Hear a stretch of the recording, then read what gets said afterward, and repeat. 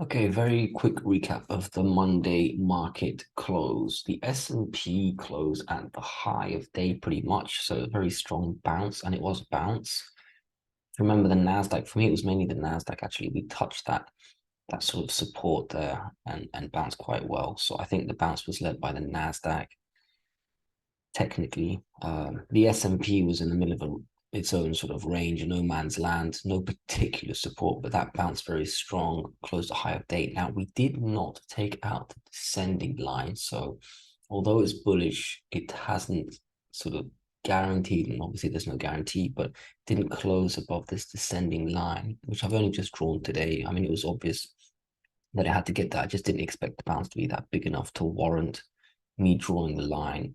But here on the 50-minute chart, you can see the S&P that bounced nice and strong, but still, no close above the line.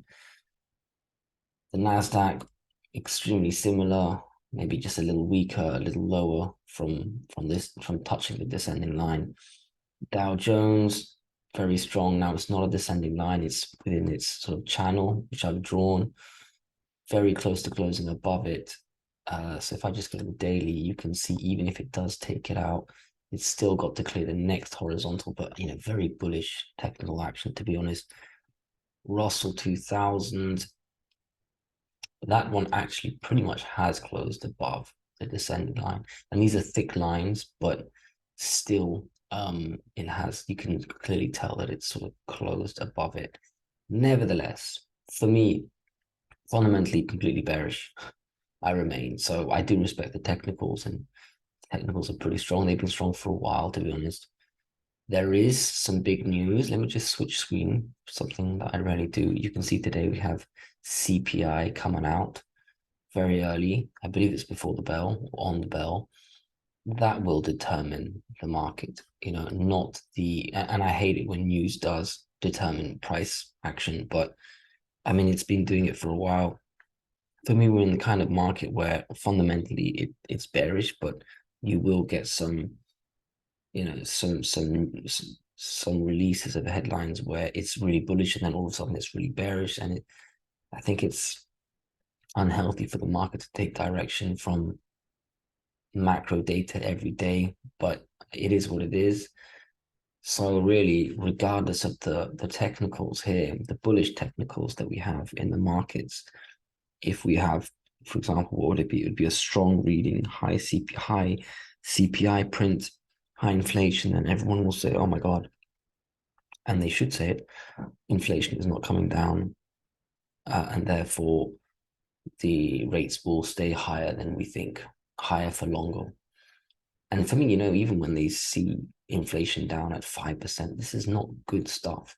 4%, even 4%, they would throw a party for 4%, but that means prices have been going up, 8, 9, 10%.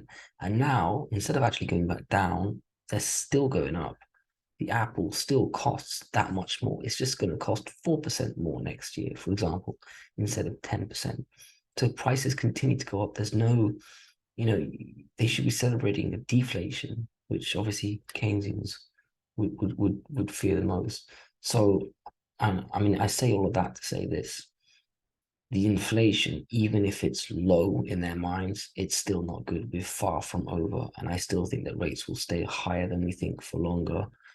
And I think, when the market's up this much, let's just look at the Dow, right? I mean, the Fed is scared of obviously inflation, number one. And then number two, okay, that coincides with the economy, but they're also scared of the stock market going down. That does take back seat to the economy, to actual inflation. But they don't want to see the stock market go down. They do want demand to go down. People say they want the stock market to go down. But the point is, if you have the stock market going all the way up, strong bounce, almost at new highs. I mean, if you look at the DAX and the FTSE, which by the way are doing horribly economically, they're making new highs. But why would they be scared to keep rates higher? Because to raise rates is to do good. They know that. They know that the increase in savings, it kills the inflation pressures in their mind anyway. But it does, So why would they all of a sudden do QE or reduce their rate increases when the stock market keeps going up? So for me, the higher the market goes up, the more likely that they will continue QT and rate increases. Anyway, let's not go into that too much. Let's just see what the CPI print is. Otherwise, the markets are basically not bearish, technically. I wouldn't be buying anything. I mean, I wouldn't be buying anything for a while. But all the way up here, near resistance, already having done a lot. Let's look at the Dow. Some people will buy breakout momentum traders and algorithms and all this, but I wouldn't be buying this. I don't mind letting it run if it does. But yeah, the VIX, the absolute opposite of what the markets did, opened at high of day and closed at low of day. So kind of matching yesterday's candle. So yeah, let's just see. Again, that will just completely depend on the CPI print. Let's look at rates, still the most important sector in the game. The 1 year closed a high of day. I mean, this is really the opposite of the markets. One of these is right. Either the rates are right, either the yields are right, or the market's right. In my opinion, the yields are right. The bond market is always correct. 2 year, now unlike the 1 year, the rest of the yields, I took a look at this. The 2 year, they kind of found resistance. Now the 2 year, you can tell where the resistance is, kind of makes sense. We may just sort of drift sideways. Nothing goes up in a straight line, drift sideways and go up. But obviously, it all depends on the CPI print. So I would prefer that rates sort of go sideways down. For example, a healthy sort of, okay, let's relax. Do we have enough strength? Yes, we do. But again, the CPI print will probably just push this through or drop it lower, and if it drops lower, maybe we retest this descending. The 5 year, exactly the same thing. Okay, these are my old notes, but yeah, before touching this horizontal, it's found resistance because the 2 year, I would say the 2 year is the most important one. So again, either normally if there was no news, it would be sideways up, or it would be just, in this case, the print could make it just hit the resistance straight away and maybe close at resistance. I don't think it would sort of go too far higher. And if we go down, probably test the descending. It's just the same thing. Let's see. Let's see. CPI print 30 years, just a little weaker. Meanwhile, in Europe, we're sort of going sideways, but again, I think we're not far from testing the highs here. And again, if we start to close or test the highs, it's, for me, that's really, really important stuff. So keep an eye on your yields. It's the most important sector in the game. Let's look at the dollar. Dollar, that also a bit like the yields, especially the 2 year yields, that tested the descending. And you can tell this descending line is correct. I mean, 103.5 was correct for me, and now the descending is correct. This isn't just total luck here that we're testing it and closing below it, rejecting it. So we've still got to close above the descending. And for me, and you can see my little marker here, it's really a close above the highest point. Let me go to the 15-minute. You really want to close above this little area here. And you might as well say it's a 104. Close above 104 for me would do it. So let's see. Obviously, this will move along with the CPI print. Yeah. So that's the dollar, still short-term bullish. I love these sort of patterns here where you're hitting your head, basically a bullish flag, and then all of a sudden you break above it and then it runs. So I'm still bullish on the dollar. But again, CPI print could reverse it. And by the way, if we do have a bad print, I mean a good print and therefore bearish for the dollar, we'd be looking at testing, yeah, essentially the lows, 101. I just hate news because it just ruins the price at the technical patterns. Let's look at commodities. So let's look at copper first. Yeah, it's trying to find a little bottom here. Obviously, this will also move with the CPI, but for now, it looks like it is actually trying to find a bottom here. I thought it would actually go lower, but I did think it might take a bit more time. So maybe the move is not yet complete. Obviously, if we have a low number, then it could really start to test its old highs very quickly, actually. Otherwise, a flush. I don't know how much the market will move on this number. It will definitely move all major sectors that I'm looking at, but I'm not sure how much. So that'll be interesting to see also. Natural gas. This one really took me by surprise. I was sure that after this candle here on Friday that we were going to go up no matter what. And actually, I was wrong. It rejected it and basically tested the lows of that Friday and closed pretty low. So I still think that this any day, honestly, any day, I think just a close above, especially this candle here, a bit like that dollar trade. Let me go to the 15-minute. Yeah, I mean, a close really above this 2.7, close above 2.7. You've cleared all of these last ones, and you're definitely above the descending. So I would say close above 2.7, and you are on. But still, I mean, I think this was weather related, right? There was news report that the weather is going to be warmer. I think it was something like that. I don't follow these weather related news, which you should if you're trading gas, but yeah, I think that's what brought it down. Otherwise, it was ready for some technical breakout. Again, if that's true, then again, news has ruined what was otherwise a fantastic pattern to trade. You can't avoid it, you know. I guess that's what keeps things exciting. Oil, let's go back to the daily. I'm not sure about the latest news. Looks like we're getting some resistance for now near this 82 range. Yeah, okay, it makes sense. You're starting to touch 80, so maybe some resistance. I think this will also move quite well with the CPI print. So, and if it does move up, can it close above 82.5? Or do we go back down? If we do go back down, how much support do we get in the 70s? Very interesting. Gold and silver will definitely move with the CPI print. So, and again, I'm actually recording this on Tuesday, but otherwise Monday yesterday, which was the market close day, it was a bearish day, you know. I mean, it closed new low, if I can say that. And I still think we're on for a move down to 1830. However, CPI print today, we're up a little bit so far, $6, but nothing special. We're still trading sideways down below the ascending line. So for me, you know, gold's done kind of what I thought it would do and what I hoped it would do. I mean, I thought it would actually not go all the way up. So, but I still think we can drift lower here. But the CPI print could, you know, could surprise, just scream us higher and close within the ascending. And now we're back in this channel again, which I would really not like because I didn't buy all my miners yet. In fact, I only bought a little bit of 3 or 4. So definitely haven't bought back. That was my risk. That was my greed to buy cheaper. But I still think we might go back down despite the news. So let's see. And again, if the CPI print is high, you know, really, if the CPI print is high and people start to freak out, then we could have an accelerated move down very quickly. Gold seems to take it in the face pretty hard on news. So, I mean, how much of a move down would that be from where we are? Yeah, okay. I don't think it would do 1.5%. It could actually. Let's see. But I still think we're trading sideways below the channel, so we're still bearish again. Let's see what happens. Silver also trading underneath its support.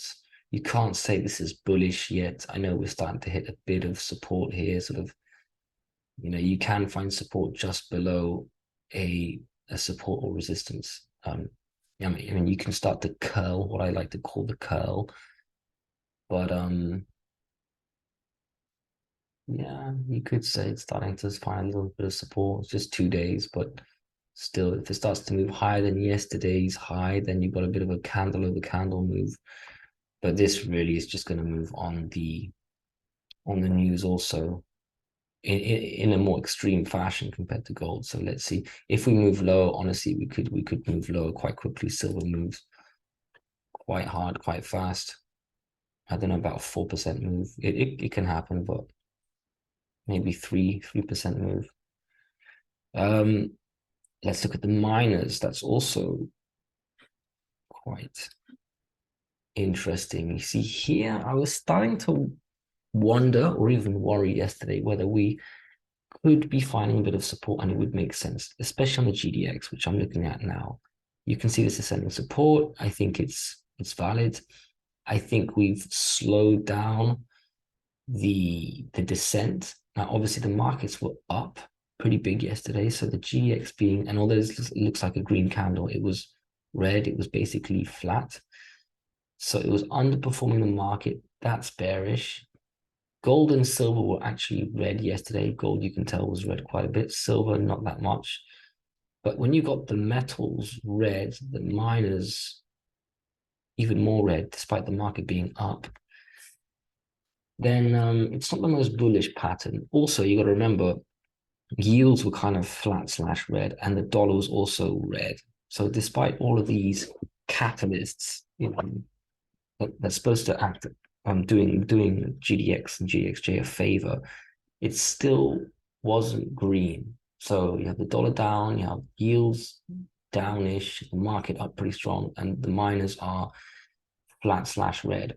That's bearish, but we are starting to hit this ascending support, and it didn't exactly go down much. So, but again, the CPI print will ruin that and just force it up or down either way.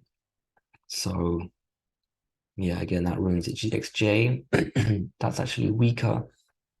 And again, it's trying to stop its descent now, but despite the support of the dollar being down, yields being down, market being up, it still didn't find, it could have found a nice hammer candle and closed in this ascending support. But again, all of that will be negated by the CPI print today. And if we do have a print that forces this down, then I think we get to 34, maybe even low. I would love that. I would absolutely love that.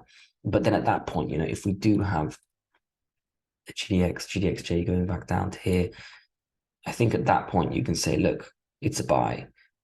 Imagine we start trading down here, this range here. For me, this would be a pretty strong buy. And then I'd say, oh my God, I haven't even bought any really since this drop. So I'd probably buy quite a bit, or at least put a sizable amount in. So let's look at the GDX. If that comes back down here, it's kind of similar. Yes, it could go lower. Maybe the markets are going to start going lower now after the CPI print. So you could have the start of a general move down in the markets, a more thrusting move higher in the dollar, because if it closes above 104 and yields start to make new highs, it could be the start, generally speaking, of the markets going down, yields and dollar going up, commodities going down. So this could be the start of a move down, but I'm going to be buying this even today if we start to move down immediately after the CPI print. So that's just the way I am. I like to buy back at certain levels because I've sold quite a lot at certain levels. I like to, regardless of news, I'm going to trade on technicals, even though it might be the start of a bigger move. In this case, lower in the minors, I'm still going to buy if we go down here. So really, that's all I'm going to say, because it all depends on the CPI print. But I just thought I'd lay out the technical picture as I see it for now. The last thing I'm going to say is I'm going to look at GORO, which is a stock I used to trade a long time ago. And when I was in miners a long time ago, I was trading 3 or 4 miners. I didn't spread my miners. I followed really 3 or 4 only, put all my money in those, like a total amateur. And now I can see how dangerous that would have been to hold it. I forgot where I got out of GORO. It was a long time ago. It certainly was in this range. I mean, I was at least selling moves higher, buying moves lower, but I wasn't just holding forever. But I remember zooming out and thinking, oh my God, this is going to go all the way back here when gold goes all the way back to 2000 plus. And it didn't. Past performance is not an indication of future gains. And that really rings true in GORO. And you could see yesterday, it just, I didn't even read the news. I mean, I'm really disassociated with this stock since getting rid of it. I cover lots. You can see the stocks I own in my portfolio. But the point is, it was down hard. I think they canceled their dividend or something. And then straight away from basically opened below 150, hit $1 and closed basically at the low of history. I think it does go a little lower before that, but I'm just so thankful I'm not in it. And I was in the other 2 stocks, in case you're wondering. It was GORO, it was Pretium, which has now changed, and it was McEwen Mining, MUX, PVG, GORO. Mainly because of what I heard on YouTube a long time ago, and also because the stock price, the history, like GORO here, looked so good. And that is really deceptive because it's better to buy a stock that's going up than to buy a stock that can go up, in my opinion. And again, ignore the data. I mean, unless the stock really is fundamentally strong, then yes, this is very useful. And I like to have data to be able to trade a stock. But this really, I thought I would just bring it up. First of all, if you can't or don't want to trade ETFs, it is definitely wise to spread your risk within a sector. Unless you really know a stock very well, then fine, trade that stock.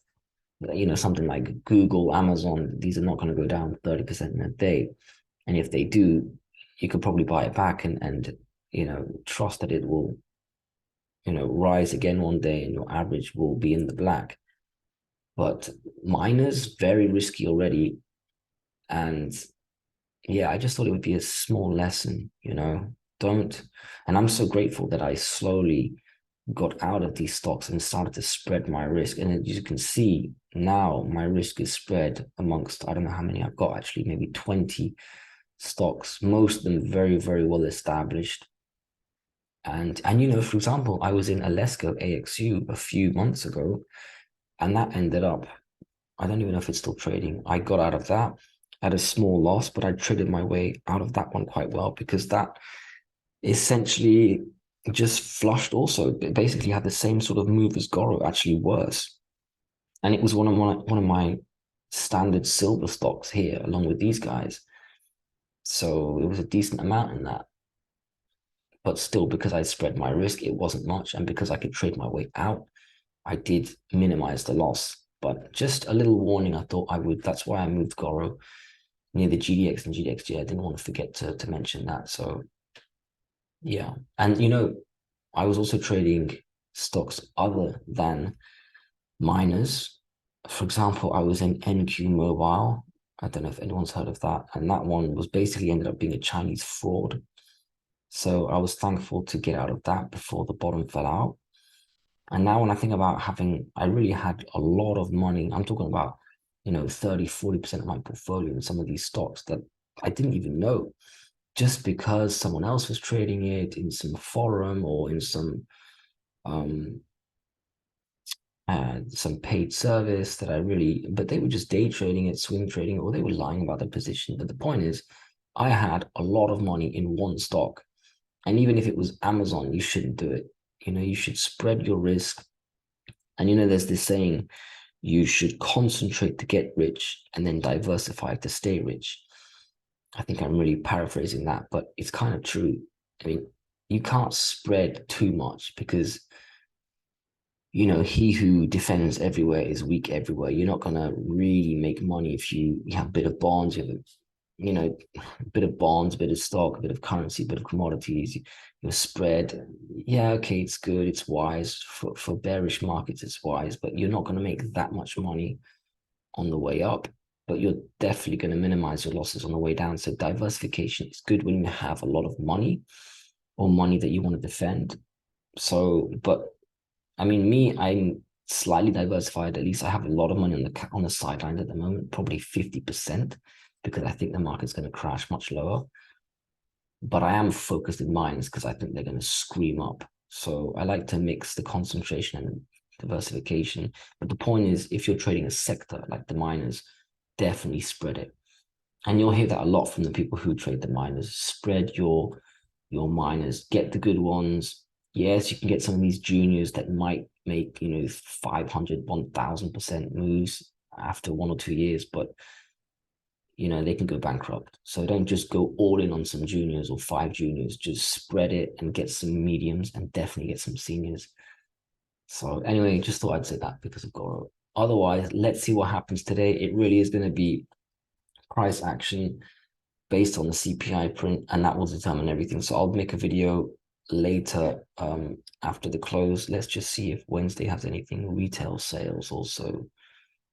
I mean, there's news every day. There's news every day, but CPI should be a really big one. So good luck, guys. I'll make a video later.